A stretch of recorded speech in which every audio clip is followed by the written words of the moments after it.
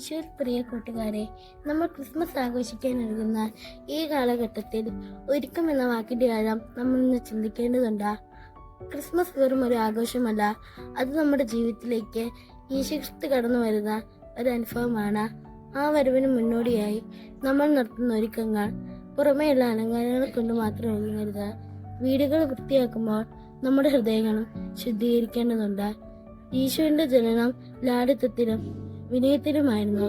അതിനാൽ നമ്മുടെ ഒരുക്കങ്ങൾ വിനയത്തോടെയും കരുണയോടെയുമായിരിക്കണം. ആരോടെങ്കിലും ക്ഷമിക്കാനുണ്ടോ? സഹായിക്കാനാവുന്ന ആരെങ്കിലും ചുറ്റുപാടുമുണ്ടോ? അവരെ കണ്ടറിഞ്ഞ് സ്നേഹത്തോടെ സമീപിക്കുകയാണ് യഥാർത്ഥ ക്രിസ്മസ്. ചെറിയ ചെറിയ നന്മകൾ, സഹായങ്ങൾ മറ്റുള്ളവർക്ക് വേണ്ടി നമ്മൾ സ്നേഹത്തോടെ ചെയ്തു വെക്കുന്നതാണ്. ഉണ്ണീശോയെ സ്വീകരിക്കാൻ നമുക്കും തയ്യാറാകാം. നന്ദി.